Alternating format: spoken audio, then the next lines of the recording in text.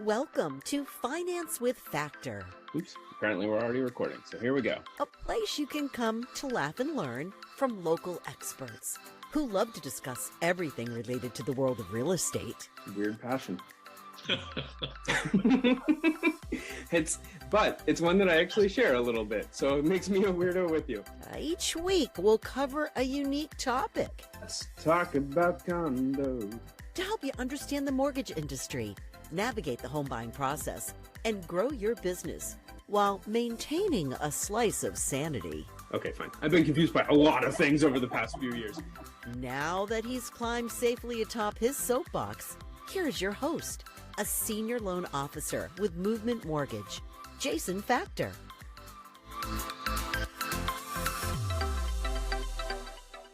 So where in Danvers are you actually? I can't even recognize the background because you're in our office that I've actually never been to. Yeah, I'm in Elaine Gilligan's office. Okay. I think because her There you go. cards are here, and she has her pen giveaways here. I love I love it.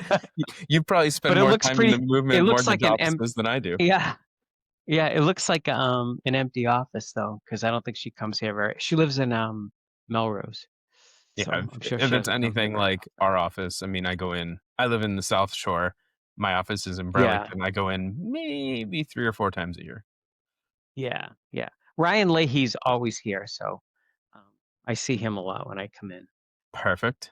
Well, I should introduce who I'm speaking with because although he is sitting at an office at Movement Mortgage, he is not an employee of Movement Mortgage. We've met a few times over the years. One, because he is a rep for Arch MI, a company that I tend to use often. But also because he's a member of the Massachusetts Mortgage Bankers Association. And so we meet at a variety of events, fundraisers, and things throughout the year. And you've always been really great. And I love your social presence. And so I wanted to have you on today to talk about all the joys that is, oh my, mortgage insurance. Yeah. What better gift for the holidays, right? Right. And, interestingly enough, I've been in the industry for 40 plus years and, started as a mortgage banker, did that for 15 years, worked at a community bank. I actually started as a bank teller, which was probably one of the funnest jobs I've ever had. And then within 8 months, I was promoted to the secondary market department, and I was handling all the accounting for mass housing loans and things like that. So and then that just kind of led to a career in mortgage banking where I worked in the origination department. My last function there was manager of the origination department, so I oversaw processing, underwriting, and closing. As you can imagine, is really the battlefield for mortgage banking. You kind of tend to learn everything. And then I was at an event and bumped into some people from First American Title and left. I had just finished graduate school and I left and went to work in title insurance for 18 years, which loved that job. Never thought I would leave, but the market turned and other people decided it was time for me to leave. Went to work for another small title company, which a lot of people are probably familiar with, Caddick. They're a great company. They've really grown and done some terrific things over the last years. I worked there for 4 years, and a friend of mine said, "Oh, I want you to meet my boss at Arch MI," which was a startup company.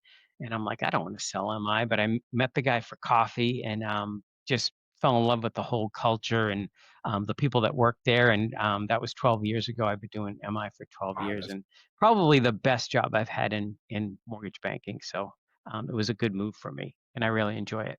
Well, what strikes me is that so insurance in general, super confusing for most home buyers because you mentioned 2, maybe 3 different types already in the first 4 seconds of your intro. Yeah. Right. So you've got your homeowner's insurance, you have your which covers the property, you have your title insurance, which covers the property, and then you have Right. which can be split into owners and lenders because most people are Right. getting a mortgage. So the lender covers their portion of the property and you as the owner have the option to cover your portion. And then we have mortgage insurance. Can you give me like an AI drop of Absolutely. four sentences on what exactly Yeah. is mortgage insurance. Right. So let's go back to what mortgage insurance isn't, right? Okay. It's not property casualty. So when you buy a home, you need to buy a property and casualty insurance policy, and that's going to protect you in the event of catastrophes on your home, a fire, something like that. That's something totally different. Um, Title insurance actually ensures the marketability of the property, and I'm a huge advocate for homeowners title insurance. I know some people just bypass it when they're getting a loan.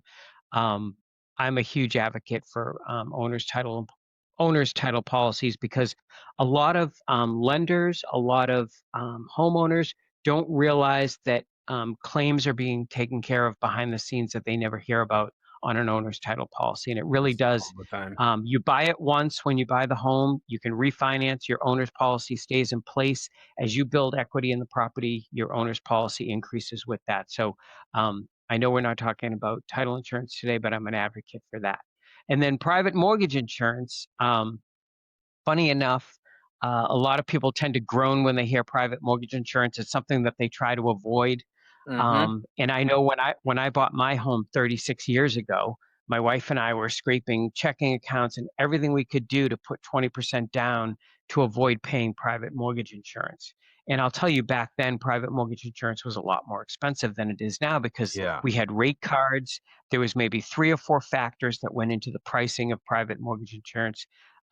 So it definitely was something that people tried to avoid. Nowadays, with good credit, low debt, um, MI can be really inexpensive. And what MI does is it protects the lender in the event that you default. So if you're putting less than 20% down on your home, you're required to buy a private mortgage insurance policy. And what that does is it really does protect the lender or the servicer of the loan in the event that you default on that particular loan. So it's really alleviating some of the risk on the mortgage. And there are some benefits to that, which we'll talk about. But within the last 5 or 6 years, we've implemented risk-based pricing in private mortgage insurance. So there's 17 different factors that go into the pricing of an MI loan. And now, if you have good credit, you don't have a lot of debt, um, you're depending on how much money you're putting down on the property and some other factors, your MI insurance can be really inexpensive. And we have a lot of people that use it as a money management tool. So instead of Mm-hmm. putting all their money into the property and putting 20% down, they want to keep some money in the bank, maybe for home improvements, maybe just for reserves, for an emergency fund, and they'll opt to get the Yeah, private mortgage. I see that all the time. I have conversations with clients in terms of, I mean, I always issue property specific loan estimates and pre-approvals, and I always tell people, cool. The initial conversation that I have with a borrower where they're like, I want to put 20% down. I'm like, that's great, but what's the dollar amount, right? Like, forget the Yeah, percentage. What's the dollar amount? Let's work with that budget because you might run into a place where it checks every box, but it needs a new bathroom and a few minor updates, maybe some new flooring or whatever. And it's going to cost you $25,000. And if that's within our budget of $100,000 at 20% down and you still have the 25 grand, great, let's do that, right? But if putting 15% down or even 18% down gives you the margin that you need and we have to pay a $40 a month mortgage insurance policy, sometimes that's the easiest way to finance your own work on the property, knowing very well that once you build the equity in the property, you have the opportunity to get out of that mortgage insurance. But before I dive into some of the like in-depth math of the strategies, I want to touch base or clarify something that you asked or brought up just a moment ago, because I found it really interesting. You were saying the reason that this myth of like people used to say, I need to put 20% down because mortgage insurance, like, ugh, nobody wants to pay it. And that was right. definitely true of, say, like people in the 70s, 80s, and even into the 90s. Mortgage insurance was cost prohibitive, right? It was a waste of money. But you're saying that the reason that's changed is because of some of the modeling that's been done and the way that it's being priced now? Exactly. Similar to how mortgages are priced, MI companies look at all the different factors going into the loan and they price the MI based on the risk. So it's all risk based price. So these consumers and consumers are really savvy now about their credit and their spending. And when people are looking to buy a home, they tend to, really lock in on what they're doing, saving money, having reserves, things like that. So it can really lower the cost of MI. So Hmm. if you're putting, say you were going to put 20% down, you may only put 15% down, have MI, and pay a very small premium every month, and have that extra money in the bank, and um, it's going to I be I worth it for you always to do it. describe Now, home I always describe home buying as it's investing, right? It's not mhm, it's an investment that you're going to use, right? Say like clothing or cars or commodities, but it also appreciates in value. So it is an investment. Um, but I always say it's like balancing a scale, right? There's opportunity costs of cash in hand versus monthly payment. You have to kind of balance that scale to get to a monthly payment that you're comfortable with and an out of right. pocket cost that feels affordable and comfortable and leaves you the reserves that you need. And mortgage insurance is a tool in that scale to help balance that. Right. And one of the things, in recent years that we've been seeing a lot of is borrowers who actually easily have the 20% to put down, but their loan officer is telling them, you know what, we're going to do 19.5% or One of my 19% down favorite on this moves. loan because we're going to get you a better interest rate because the GSEs, the government agencies that are buying these loans, realize that if they're sharing the risk with a company like ArchMI, there's less risk to them, so they're going to give you a better interest rate. And where that MI is going to drop off that file very quickly, you're going to be left with that lower interest rate for the life of the Forever. loan, which is Yep. it's a great tool that loan officers use. And a lot of times I talk to realtors and they'll say to me, my loan officer, my borrower had 20% down, and my loan officer encouraged them to do 19%, and they're getting private mortgage insurance. What is going on? And I really try to explain to realtors that's a great tool that your loan officer is using to help your borrower get a better interest rate. It's funny you say that because I have the conversation with realtors all the time that down payment is not equivalent to qualification and that there are Right. strategic reasons. And it's something that I know when I do this, I know my colleagues in the office that you're sitting in do this as well. We'll follow up with the listing agents ahead of time. We'll say, hey, here's proof of reserves. They could put 50% down if they wanted to. They're doing this strategically because Right. X, Y, and Z. And it's particularly true for first time home buyers. There are some discounts built in depending on income levels and various ways that you can structure the financing that can make mortgage insurance super affordable. So if you're a home buyer out there or a realtor out there and you're looking at loan estimates and running numbers with your clients and stuff, um, and they're not pricing mortgage insurance, it's probably worth a question of what does this look like with a little less down sometimes, especially if you're Right. looking at a place that is going to need a little love and care, which is a lot of places Exactly. in this Yeah. market, especially this time of Yeah. year. Right. PMI, private mortgage insurance, is not the end of the deal, and people need to realize that. And years ago, we used to think, oh, it's going to take so long to get the MI company to approve this loan.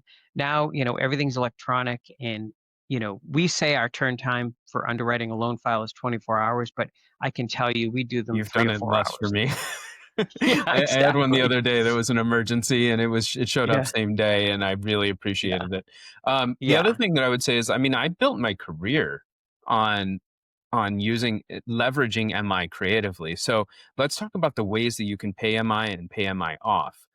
Because in Sure. a market where, particularly in New England, where property values increase on average 6+% every year over the last X number of years, um, having a mortgage insurance policy can drop off pretty quickly with a little sweat Right. equity. How do you get rid of mortgage insurance? All right. First of all, let's talk about the two different types of mortgage insurance. So we have monthly mortgage insurance, which a borrower is going to pay monthly with their mortgage payment, and the lender is then going to forward those monthly payments to the MI company. And then we have a single premium, which is paid up front on the mortgage, um, and the borrower is going to just pay that up front, or it'll get paid somehow up front um, on the loan. So that's a single one-time premium. Most borrowers today opt for the monthly premium because MI can be canceled. But there are situations where you'd want to use a I single can premium. For I can instance, dive into if some of you're those with you too. Yeah, Yeah, go ahead. if your debt to income ratio was a little high and you're trying to get that down, a single premium might be the way to do that. Or if a borrower just isn't comfortable with the payment as presented and they want it to be a little lower, they might opt for the single premium The other to reason do would be that. to run a timeline. So if you're a home buyer out there or a realtor out there and your loan officer isn't saying, well, what are your goals for this property? How long do you see yourself here? Then they're doing you a disservice. If if buying a home, if real estate is an investment, the most important thing in any, if you think of it like a stock, any investment is what's my exit strategy? What's my timeline? Right? My retirement has a very different timeline than my penny stock day trades. To be clear, I don't do any of it because I don't it all scares me. But your exit strategy matters. So I have a client, to speak to a couple of the examples that you just mentioned there. I have a client right now that is doing a single premium MI, and it was because the ratios were super tight, right? And adding even $30 a month in mortgage insurance for his condo was going to put him over and he wouldn't get approved. But if you finance the MI with a single premium, or pay it off at closing, it doesn't hit that debt to income ratio. If you finance it, it turns out it's only like $8 a month. So that's significantly cheaper. For Right. him, knowing that his timeline was only like 10 years max in in this property, well, why would I do 15% down, do the mortgage insurance at even $30 a month for, call it 3 years, even on a very low basis, right? Like just assuming appreciation skyrockets and he only has to do it for a couple of years, that adds up to significantly more than $8 a month for 10 years. So Yeah. it saves him money. So doing the math and knowing your horizon is one reason. The other reason that I would say I've built my career on it is sometimes just to win deals, right? So like I built my career very early on when Home Ready and Home Possible were super affordable because they had 100% average median income limits, and now they're down to Right. 80%. So they're severely limited in areas like Boston proper for first-time homebuyer programs. But for those who can still use them, and in other areas of the country, they're an incredible, like, this was how I got most of my first time home buyers when I started in the business. Was people would be putting 5% down, so a minimum-ish down payment, and they would come to me with a competitive bid with a couple other companies, and we'd all be sitting around the same rate, around the same everything, and I'd say, great, but what if we take a single premium and finance it because it's only $1,200, right? We stretch that out over 30 years, throw it into your loan amount, because guess what? This program, you can go as low as 3% down, but we can underwrite it at 5% down, finance the MI. Your MI is cheap for a single premium, throw it into the loan amount. It turns out to be, $6 a month for however, for the 30 years of the loan. Great. But we both know you're not going to be in this loan for 30 years. So it doesn't matter. Right. And by the time you refinance or get to a lower rate or sell the house, you'll have more than made up that equity and that value. And their monthly payment would be lower. It'd be the $30 lower than everyone else was offering them. And we would win deals even with the same rate or sometimes even a slightly higher rate. We would still be able to win the deal because we could get their monthly payment lower. So leveraging mortgage Monthly insurance and is a monthly really cool payment tool.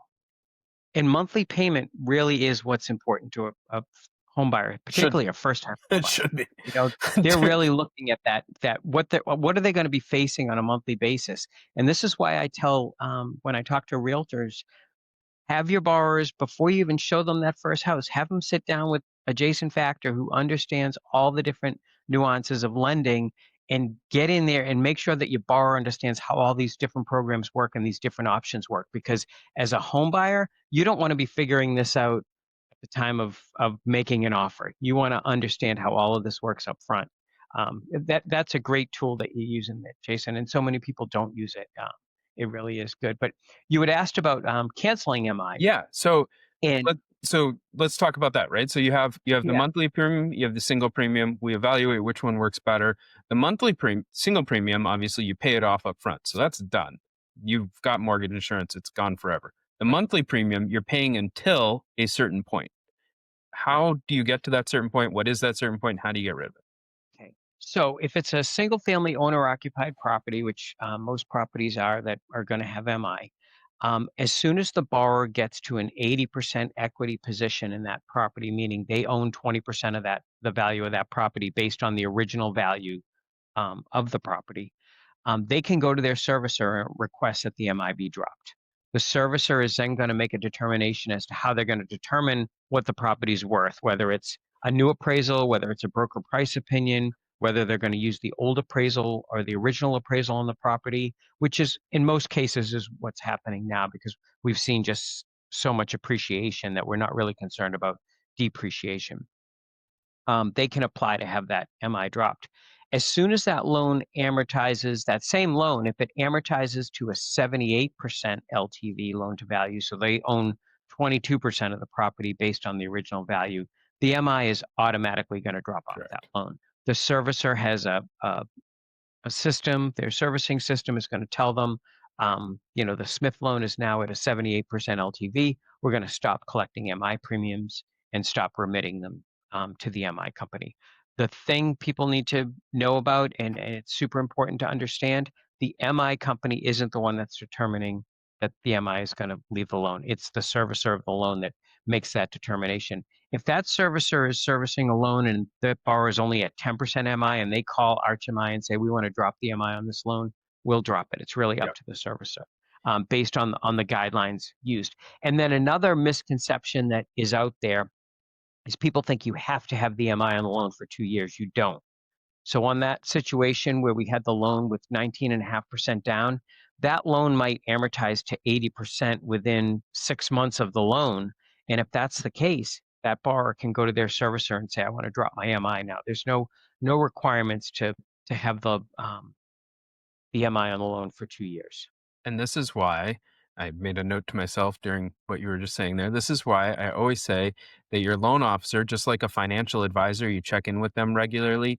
You should be talking to your loan officer pretty regularly, in my opinion, or your loan officer, shame on them if they're not reaching out to you every once in a while. Because I know here at Movement, we do annual mortgage reviews with our clients where we check in with them and we say things like, well, did you do anything to the property? What are your goals for the property? Are you still in the right loan? Like we go through it just like you would your retirement planning, right? Right. One of the things that we always check is we have opportunity alerts in our system that will tell us, hey, this person could probably drop MI. I had the opportunity to do it to a client the other day. I called them up and I was like, hey, just want to let you know, you could probably get rid of your mortgage insurance. It's going to save you $115 a month. Doesn't benefit me in any way. I'm not making money on it or anything, but I'd recommend you send me an email and say that you would like us to look into it. They sent me an email. We did, $400 for an appraisal and boom, $115 a month off their Right. payment for the next 6 years. Like saved them a ton of money. So Yeah.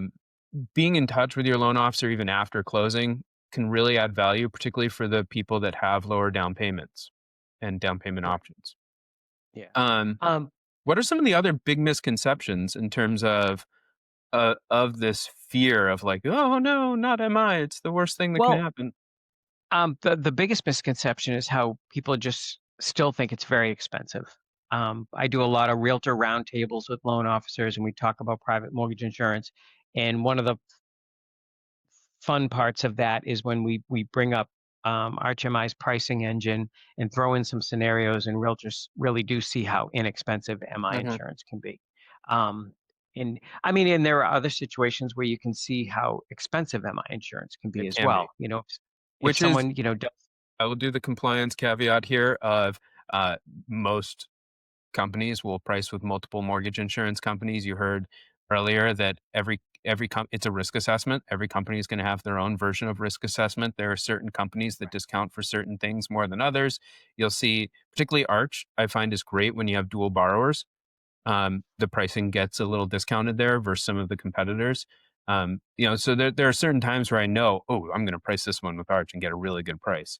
yeah, We tend to price with, I think we have 8 different carriers that we price with through our system or something like that. But we'll run what we call our best X estimate and we'll find out what our best options are for the borrower to make sure that we're placing them with the best priced option. But I think one of the other misconceptions that I always hear is that it's a waste of money, right? That it only helps the lender. It doesn't help me at all. my understanding is there are some benefits to home buyers beyond just cash in hand, right? Like some have job loss protection coverages and things like that. Is that what are some of the Some of the benefits to the house home buyer? some of the housing some of the housing authorities, do have job loss protection, on their MI programs. The PMI companies do not, Okay. but some of the housing authorities do. So, like, if someone was, getting a loan through Mass Housing, I think there's an option there, for, job loss protection. But the other part of that is when there's MI in the loan, we work with the lender and the borrowers to really, help them stay in the property should they need to. The market we've been experiencing the last, 6 or 7 years, of course, is crazy, and we don't really see any foreclosures because if someone really had to, they could sell the house at a premium Uh-huh. when they needed to. But and the economy's technically been pretty good for job Technically. loss. So Yeah. you No, know we, but I've had we've some been clients that okay. have lost jobs reach out to their mortgage insurance company and worked out deals Yeah, with their lender to make sure that they can stay in the home. Again, nobody wants to use this, right? Like the goal isn't to use mortgage insurance. The goal is to have it there as a tool to give you the yeah, liquidity and to and protect we the home. worked on during COVID, with forbearance. We did a lot of forbearance with borrowers because they weren't they didn't have the income that they were used to during Mhm. COVID. Some people it was business as usual, and then some people, we don't realize they really did have a severe loss in income during COVID and required some assistance during those times. And we worked with the lenders and the borrowers on those situations. Uh, Um, yeah, go ahead. when we were talking about loan programs, I did forget to mention one program that RHMI has that we find really popular and it's been super beneficial is RHMI's Rate Star Buy Down, which is our version of a split premium. And a split premium is where the borrower can pay a portion of the money up front and a portion of the money towards their monthly MI. It has been a great product. It actually um, was developed. Arch has these workshops every year where we put a bunch of employees in a room and say, come up with a great idea. And this was one of the ideas that came up, and it really took off. And it's been renamed the Deal Saver because we've had situations where a borrower is not getting an approval from Fannie Mae or Freddie Mac on their loan. But if we lower the MI just a little bit to get that DTI at 45 or below, not only does the MI go down dramatically, but they're getting the AUS approval on that loan, and they're able to get a better interest rate and get approved for that mortgage. So we're calling it the Deal Saver. And basically, what they're doing is they're putting some money up front, and then the rest of it is being paid on a monthly basis. And that upfront money can come from either the lender, it can come from seller concessions, it can come from the borrower themselves. So there's a bunch of different options that you can use to buy down that interest rate, that MI premium, which has been great. And I think that key keys of advice there, just always speak with your lender, right? Find out what Right. your options are. Make sure they're running multiple options. Ask them if you're putting 20% down, ask them, what does this look like with 19% down or 17% down? Because again, sometimes it can discount the rate as well. Yeah. Have mortgage Yeah. insurance. Rate is a risk variable. It's a calculation of Right. risk. And if you Right. remove a risk variable, sometimes that's better in terms of Yeah. pricing. The other thing that you just Yeah. mentioned there in terms of pricing is the actual mortgage insurance. So there are certain things that can improve the pricing on mortgage insurance. You hit on one of them, which is the debt to income ratio. Can you speak to a little bit about some of the kind of like levers that you can pull within mortgage insurance that might help Sure. your pricing Yeah. on your mortgage insurance improve? Yep. One of the ones that you mentioned was having a second borrower on the loan. Obviously, that reduces the risk because if you have one borrower and that borrower loses a job, then you have a problem, a And to be larger clear, problem. you don't even have to use their income on the loan. It's just having the Right. second credit score in there. Yeah, yeah. I think I like to use the example that, if my wife and I are in a house and all of a sudden I decide I don't want to live here anymore, let's let this go. She's gonna say, no, we're gonna pay the mortgage, we're staying here. So that second bar is gonna have an impact. If two people are working together, they're gonna work harder to maintain that home and stay in it. So the two borrowers, the credit risk is much less. You mentioned debt to income ratio. That is a huge factor, and we have actuaries at Arch, obviously, that are looking at loans, and we find that higher DTIs, they tend to struggle a little more paying the mortgage, and why wouldn't they, right? So getting that debt to income ratio, which is their total um, monthly obligation, to be 45% or less of their income, that is a great factor. And definitely we see once the DTI goes above 45, the MI insurance gets a little more expensive. So that's a case where the rate star buy down, you could buy that DTI down to 45 and really save them some money on the MI. It can be a great benefit to a borrower.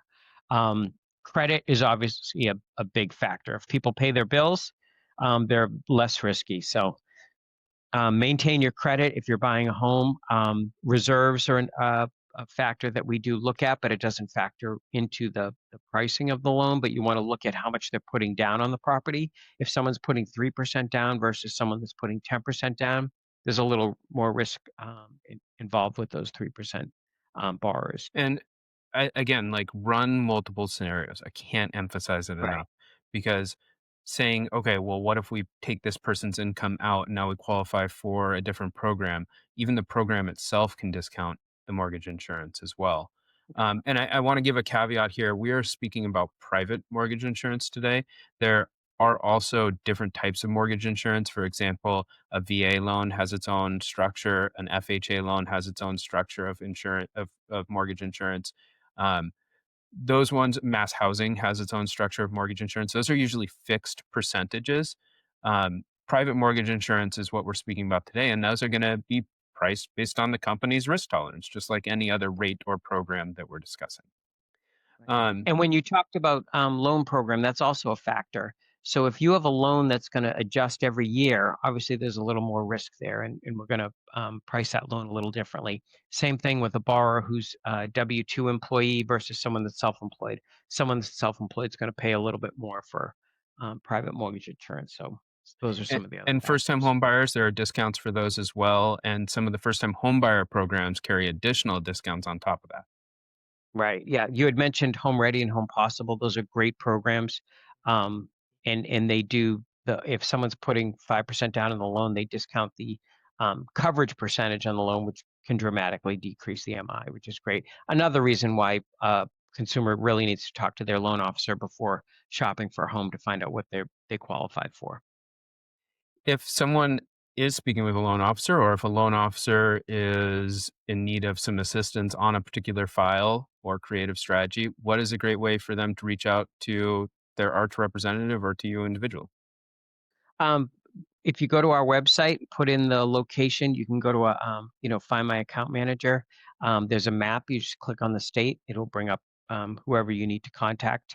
They can also call the main number at Arch, and they'll be directed to their local account manager. And that's one of the things that I do, quite a bit. And it's one of the things I love about this job is loan officers call me all the time, and we kind of work through some of the scenarios to find out what some of the best options are for their borrower. And sometimes, as a loan officer, you have a lot of balls in the air. So trying to remember all the different nuances of MI can be a little difficult. So I welcome the phone calls, and I work nights and weekends when loan officers do. So it makes the job a little more interesting and a little more fun.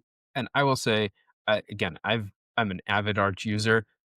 If for no other reason than their online portal is probably the easiest and most user friendly that I've seen. If you're a loan officer out there and you haven't logged into Arch MI, I do encourage you to just pull it up online, throw in a quote, and you can save it there under your profile, so you can go back and reference it in the future. It's so easy to run quick quotes when I'm doing stuff on the nights, weekends, or outside of the system when I'm just kind of running a quick quote for a prequal. Um, it's a really easy and user friendly tool. And the So and thanks. the only thing you need to get into the system is a valid NMLS number. So Which, it's if you not don't like you have, need you a shouldn't be special. running MI anyways. Exactly. So if you don't need a special login and password or anything like that, just a valid NMLS number. We have a mobile app that you can download to your phone that a lot of loan officers like to use when they're on the road, because consumers will ask them, what's the private mortgage insurance going to cost me on this loan? And they could be sitting at an open house and give the borrower an accurate quote. Well, thank you for making time to do this. Yeah. sorry that I'm never in the office when you swing by. No, But it's been enjoyable to talk to you and connect and share some of this information. So I appreciate it. I appreciate the opportunity. my pleasure. I look forward to seeing you at an event again soon. All right. Thanks, Jason. Thank you. Take care. Bye. Thank you for listening to this episode of Finance with Factor. Please remember to like, share, and subscribe. Then if you really like us, open another podcast app, Apple Podcasts, Google Podcasts, Spotify, or really wherever else you enjoy podcasts. Search Finance with Factor and do it again. The more places you like, share, and follow helps our ratings. But that can be our little secret. Have a question about today's episode or an idea for an upcoming episode? Post a comment. For more content, follow Jason Factor on YouTube, Facebook, and Instagram at Finance with Factor. All content discussed on Finance with Factor is self-published by Jason Factor, Senior Loan Officer, NMLS number 1401985. All rates, guidelines, and advice shared on this episode is subject to change.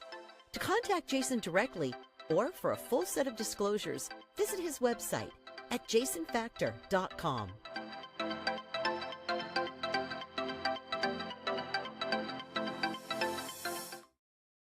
Jason Factor, NMLS number 1401985. Movement Mortgage supports equal housing opportunity. NMLS number 39179.